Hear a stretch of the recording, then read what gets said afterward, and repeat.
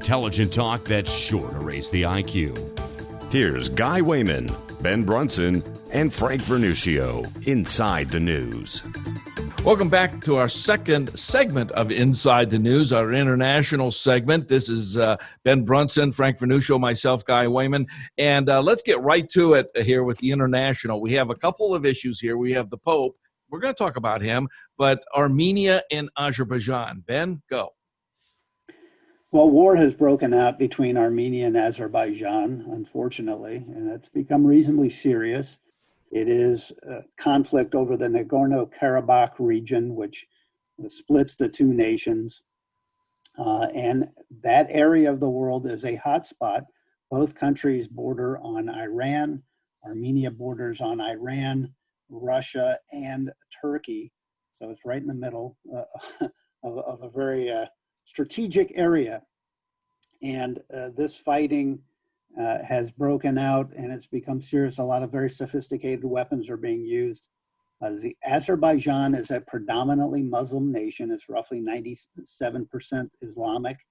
Armenia is a predominantly Christian nation. The Armenian Apostolic Church is the predominant faith inside Armenia, which is a carved out homeland for the Armenian people. We're also spread out in northern Iraq and parts of Iran and parts of Turkey and Russia as well.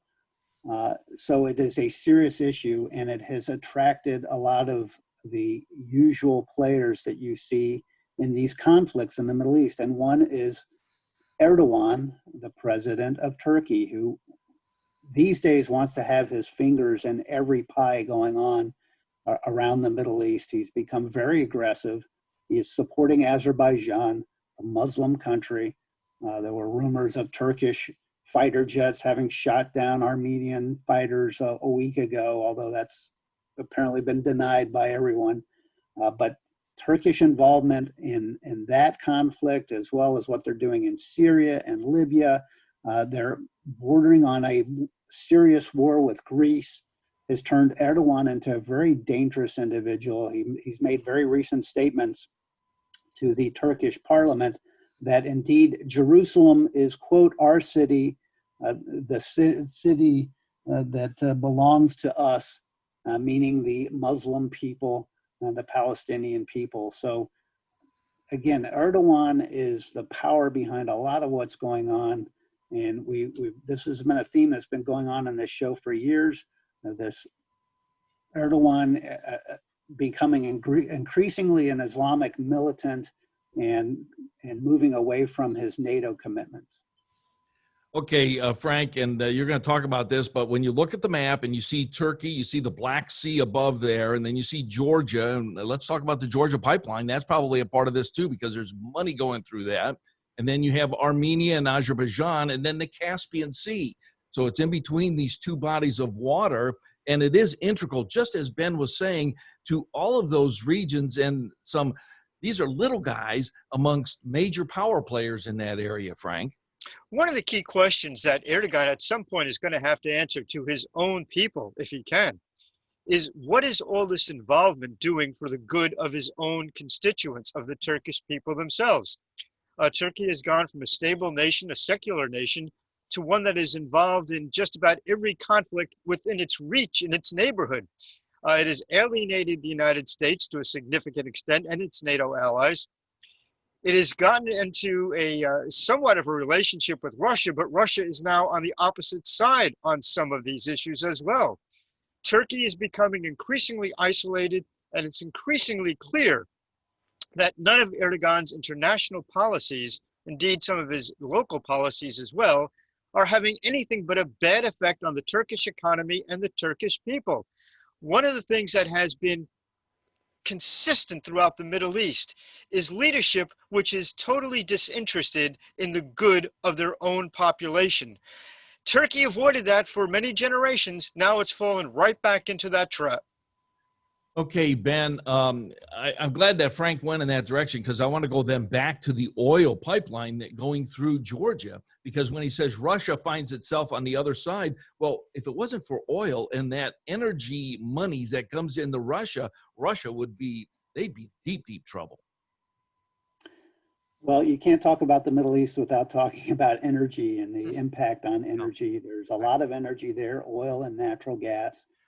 And again, that's also part of the themes we talk about from time to time on the show. For Russia, energy is everything. It is essentially their economy. Because of Putin's mafia-style leadership of Russia, there is no more capital that goes in. 20 years ago, there were a lot of Western companies going into Russia. It was a great gold rush, if you will, to create modern businesses in Russia, to set up modern auto plants, for instance. There were a lot of auto companies doing partnerships in Russia, but all of those businesses have been chased out of Russia because you cannot do business in Russia unless you're partners with Putin. And if you try to compete with him, he'll shut you down. He'll have you arrested, he'll shut you down one way or the other. If you get bad enough, threaten him enough, he'll have you killed. So that's the reality. And that means that Russia is totally dependent on energy to drive its economy. So a lot of what Putin does is around energy. And Erdogan's following right down the path of Vladimir Putin. He's essentially made himself president for life in Turkey. He's increasingly acts like an authoritarian strongman. And a lot of what he's doing is on the energy sector. The potential war with Greece that is quite real, that we've talked about from time to time, is absolutely a real threat, is over the natural gas that lies under the Mediterranean and off the shores of Turkey and Greece. And the Turks are eyeing a lot of territorial waters that are Greek waters. So that is what threatens war there. And this is ongoing. There's lots of energy there.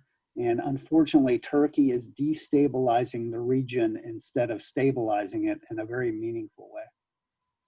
We've got about 30 seconds left in this segment. And then as Ben was talking there, Frank, I was just thinking we ought to send AOC over there and saying, you guys don't need this energy and this oil. Let's just have a kumbaya moment. What do you think about that, Frank?